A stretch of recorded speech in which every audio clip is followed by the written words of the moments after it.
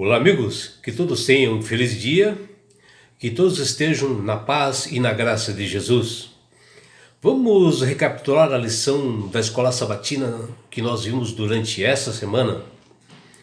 E hoje, sexta-feira, 12 de agosto, é um estudo adicional da lição de número 7, que ela tem como título Esperança Indestrutível. E a lição que nós vimos nessa semana está baseada nos livros de Romanos, no seu capítulo 5, no livro de Abacuque, no capítulo 1 e 2, no livro de Jó, capítulo 42, Isaías 41, Jeremias 29 e no livro de Hebreus, no seu capítulo 12. E o que nós vimos é que todos nós temos assim, e passamos por dificuldades e às vezes por dias, de profunda decepção e estamos assim, em extremo, desânimo, e em que nós só predomina, a tristeza, nos quais é muito difícil, nós crermos que Deus ainda seja aquele Deus bondoso e benfeitor de seus filhos aqui na terra, onde os dias são tão ruins e escuros que os problemas nos perturbam de tal forma que nós achamos que é melhor que nós morrêssemos. E é justamente nesse momento que nós perdemos a confiança em Deus. E somos levados à escravidão da dúvida e ao cativeiro da incredulidade. E se nesses momentos nós pudéssemos ter o devido entendimento e termos assim a visão espiritual correta e entendermos o significado dos propósitos e das providências de Deus para o sofrimento que nós passamos, nós enxergaríamos anjos procurando nos salvar de nós mesmos. Por isso que o apóstolo Paulo diz no verso para memorizar da lição dessa semana, que ele fala: ora, a esperança não nos deixa decepcionados, porque o amor de Deus é derramado em nosso coração pelo Espírito Santo, que nos foi dado. Está lá em Romanos, no seu capítulo 5, versículo 5. A esperança cristã ela é certa porque o amor de Deus que por nós é assegurado pelo ministério do Espírito Santo, é ele que no íntimo do nosso ser, que ele trabalha na nossa mente, nos nossos corações, em todos os momentos, principalmente nas dificuldades, nos orientando, nos guiando, dando uma esperança indestrutível. Nós como cristãos, nós precisamos avançar constantemente no sentido de alcançar a experiência pessoal com Cristo, ter uma intimidade com o nosso Senhor, que resulta assim em esperança, e que nós não deixa nos confundir pela obra diária que o Espírito Santo realiza em nossos corações, que ele nos dá ânimo, esperança para todas as pessoas. Paulo menciona isto, em Romanos 5,5. E o amor que não nos é implícito é derramado em nossos corações, não o amor que o mundo hoje julga ter, e sim dos dons que Deus dá, que é o amor de Deus, que está em Romanos, seu capítulo 5, versículo 5. E nós vivemos assim no mundo de hoje assim violento, cheio de injustiças, assaltos, assassinatos, crimes, onde achamos que Deus domina tudo, e esquecemos da história que desde a fundação do mundo, como originou o mal, e nós não compreendemos a maldade que está hoje. Que nós sabemos que nós estamos assim num grande conflito, entre o bem e o mal, após o pecado de Adão e Eva. E por isso, de vez em quando, nós, mesmo assim conhecendo toda a história, nos vem uma pergunta para nós: Por que o Senhor permite tal violência e injustiça? O profeta Abacuque, ele viveu provavelmente uns 600 anos antes de Cristo e na terra de Judá. E viu, a violência ali em Jerusalém, as injustiças, dos líderes da igreja, e ele não entendia, porque o Senhor não intervinha. Ele perguntava por que o Senhor não intervinha e acabava com tudo. E ele achava que Deus estava tolerante com o seu povo. E o profeta diz: até quando, Senhor, clamarei eu, e tu não escutarás? Gritar-te-ei violência, e não salvarás? Por que me mostras a iniquidade e me fazes ver a opressão? Está lá em Abacuque, no seu capítulo 1, versículos 2 e 3.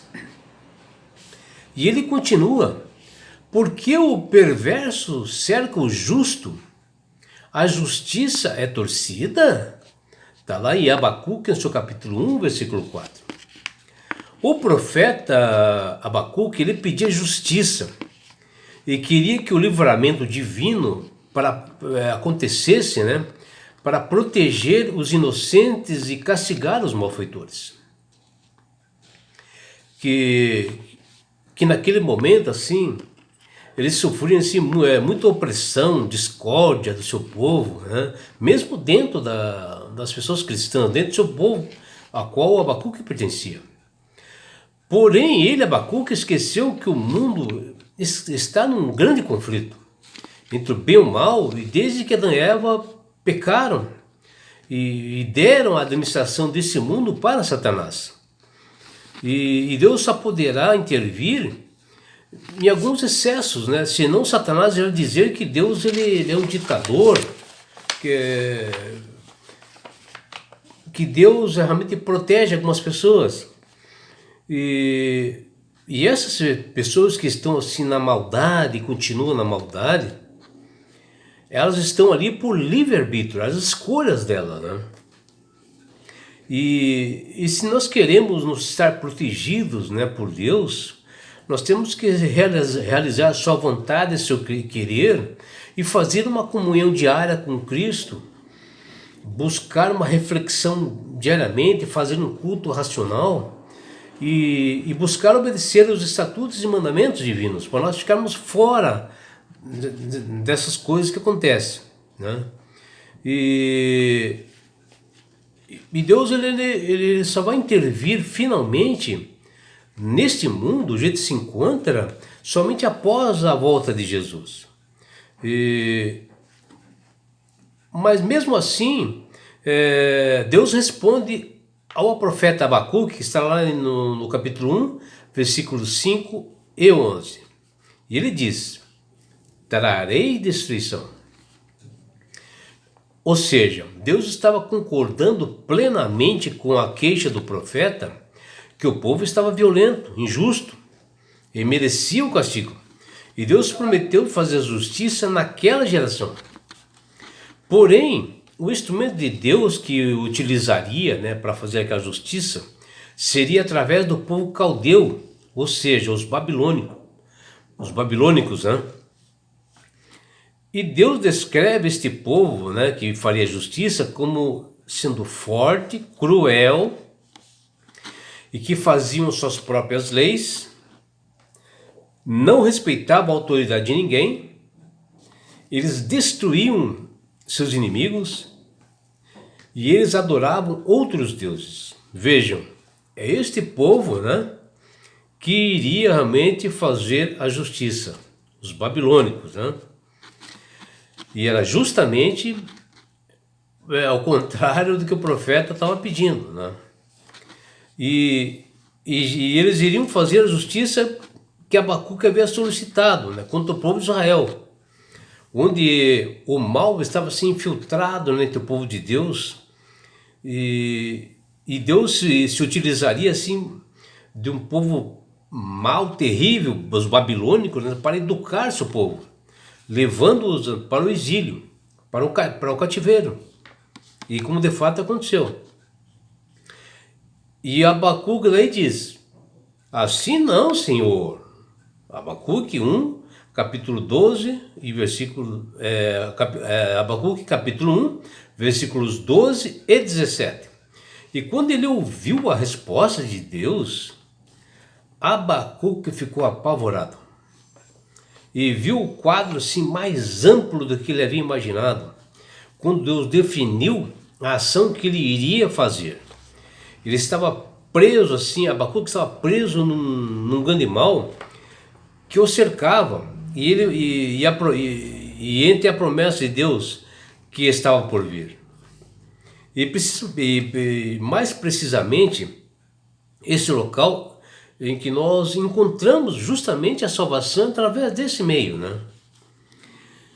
E o que nós vimos na lição dessa semana também é que Oswald Chambers nasceu em 1874 em Aberdeen, no Reino Unido. Ele foi assim um artista assim muito talentoso, um grande músico.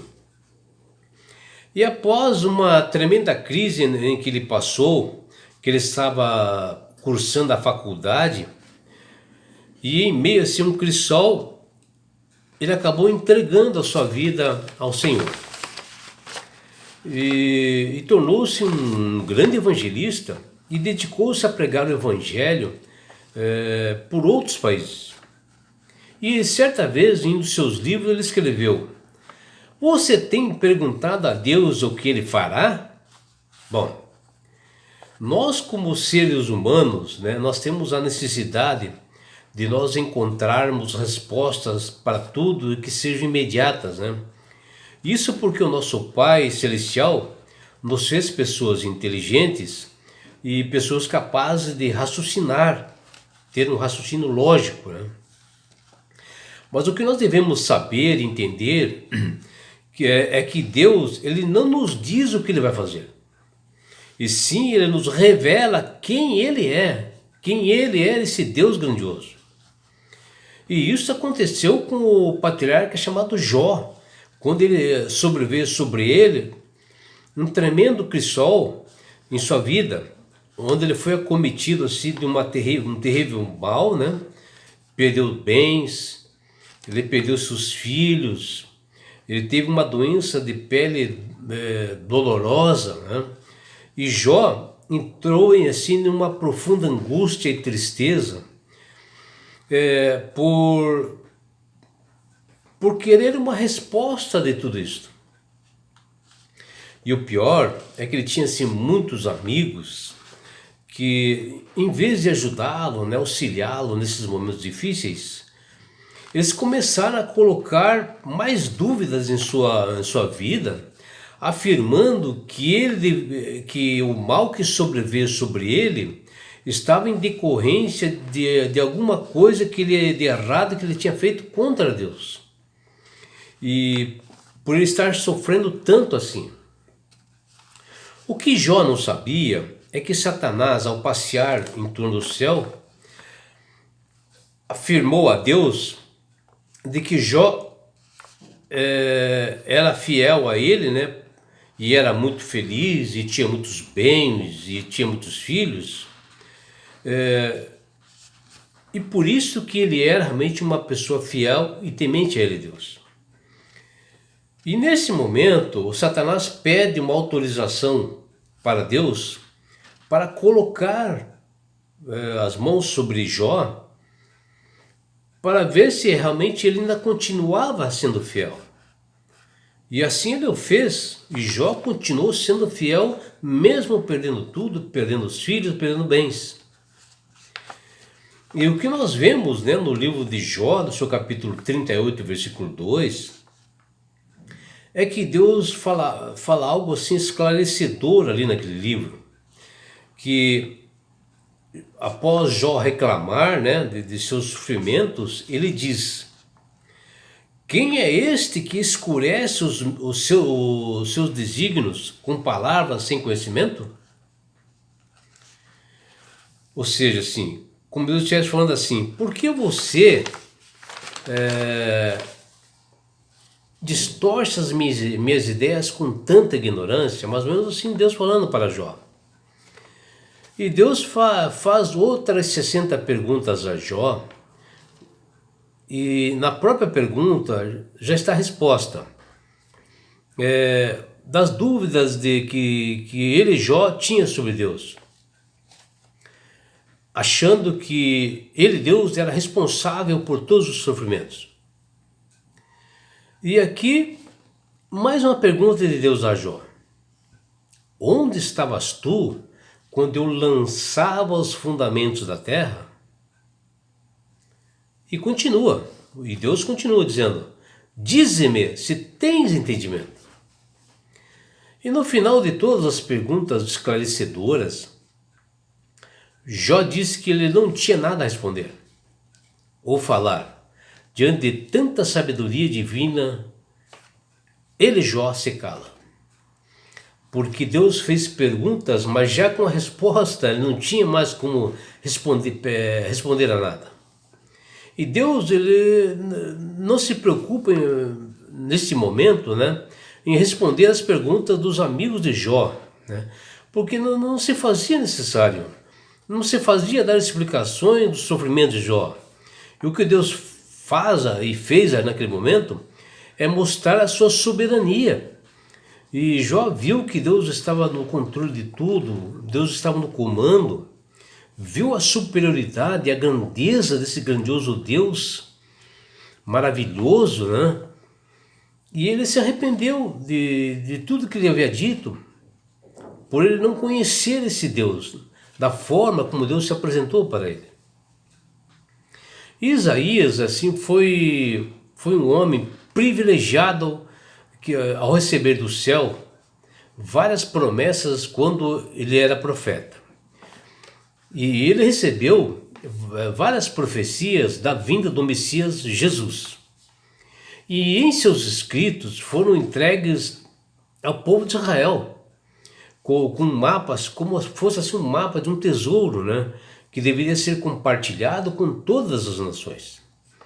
E a Bíblia diz: aquele que desde o princípio tem chamado as gerações à existência, Isaías 41, verso 4, e entregou a Israel a chave dos reinos dos céus, que fala Mateus, no capítulo 16, versículo 19, a fim de que cumprissem o propósito da sua eleição. Né? Então, desde a fundação do mundo, Deus já planejava que o homem iria falhar. Deus já tinha nas mãos tudo isso, ele sabia que o mal estava entre nós, porque houve uma rebelião lá no céu. E Deus foi esclarecedor aqui em Isaías. E em Isaías, no seu capítulo 41, versículos 5 e 6, ele diz: as ilhas ouviram e temeram, os confins da terra tremeram, aproximaram-se e vieram. Um outro ajudou e ao próximo disse: sê forte. Isaías 41, versículos 5 e 6. Esta passagem aqui está falando do grande rei da Pérsia chamado Ciro, que ele dominou as ilhas na Ásia, onde tinha aqueles países da Ásia, ele dominou tudo ali. E onde esses países menores, né, se curvaram diante do rei Ciro. E que esse rei Ciro, ele iria dominar a Babilônia, ele ia tomar a Babilônia justamente onde estava o povo de Israel. E ele iria libertar o povo que estava cativo. Após que se completasse, né, os 70 anos, o rei Ciro iria fazer isso. E Deus disse que estaria com o povo de Israel no exílio, e que o libertaria ao desse 70 anos, né, de escravidão ali, e de fato aconteceu justamente com esse rei Ciro da Pérsia, libertando-os da Babilônia. E vejam, né, meus amigos, se Deus cuidou daquele povo do passado, rebelde, que se inclinaram para o mal, que tiveram que estar no exílio, no cativo, para aprender uma nova educação, através de um outro povo realmente que não era cristão, que era mal também, através de durezas, né? Aquele povo teve que aprender isso, né? Imagine esse Deus para para conosco, né, nessa Babilônia que nós vivemos hoje, que Ele nos estará libertando desse mundo mal na grande volta de Jesus. E no livro de Jeremias, no capítulo 29, o Senhor Deus nos dá uma lição extraordinária de vida, e Ele exorta o seu povo que estava cativo na Babilônia a crescer no sofrimento, a aprender com o sofrimento. E Deus afirma ao povo que Ele, Deus, era responsável pelo povo de Israel, o povo de Judá, estar ali cativo na Babilônia. E o povo também sabia por que eles estavam na Babilônia. Porque Deus já havia falado a eles. E que por 70 anos eles teriam que ser reeducados lá, devendo prosseguir normalmente as suas vidas, tocando dentro do exílio normalmente, que está lá em Jeremias, no capítulo 29, versículo 6. Eles deviam tocar suas vidas com suas esposas, ter filhos, se multiplicando, mesmo no exílio. Por isso que viver os planos de Deus é viver em fé, em meio a sofrimentos, né? Acreditar nas promessas do Senhor e sempre nós sacrificarmos o nosso eu. E isso tem que ser diariamente. Sacrificar, né, todas as coisas que atrapalham a nossa vida, a nossa intimidade com esse grandioso Deus. Nós devemos procurar esperanças, né, em coisas que o Senhor tem bons projetos, tem planos para nós, tem planos para o ser humano, para a nossa vida, para cada um de nós. E isto basta acreditar, suportar as aflições, buscar forças em Deus para passar por essas aflições. Porque os pensamentos de Deus são de paz, prosperidade e crescimento espiritual. As esperanças que nós vemos em Jeremias, no seu capítulo 29, versículo de 1 a 10, elas são fantásticas, né? Porque os planos de Deus para nós são inseparáveis. E não há coisas mais gratificantes e mais maravilhosas do que nós fazermos partes, né, do plano de Deus. Nós fazemos parte da grande família que irá para as mansões celestiais. Porém, não é fácil esperar, enquanto os planos de Deus não se cumprem. Tem que haver muito comprometimento, comunhão, consagração. E isso tem que ser diariamente. Porque Deus atua em todos nós em meio assim às dificuldades. E Ele disse que colocaria fim, né, no exílio de Judá, e isso se cumpriu no tempo certo, dentro dos planos, né, que Ele tinha falado para o povo de 70 anos. E o povo de Judá foi liberto por um outro nação que jamais eles imaginariam, que era o rei Ciro da Pérsia. Em Hebreus, no seu capítulo 12, versículos 5 a 13, o apóstolo Paulo afirma que as aflições foram designadas por Deus, permitidas por Ele, para produzir efeitos felizes na vida do seu povo, e portanto que eles deveriam suportar as aflições pacientemente para o bem deles. E que isto é uma disciplina de um pai amoroso que quer o bem e que está instruindo para que eles pudessem crescer espiritualmente, porque é através dos crisóis que é fortalecida a fé.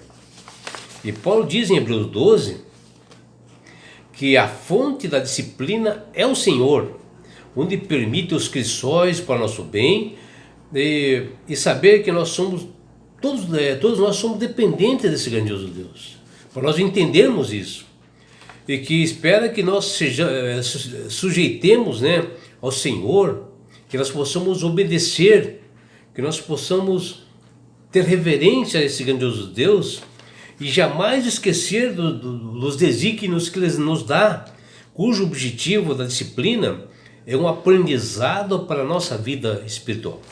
E por isso que, meu amigo, minha amiga, você possa aceitar a Jesus como Salvador e Senhor da sua vida. Porque Ele quer te dar um presente que chama-se salvação. E sabe por que quer te fazer isso, meu amigo, minha amiga? Para te levá-los para as mansões celestiais. E sabe por quê? Porque Jesus te ama. Abraços, seu amigo João Carlos Amorim.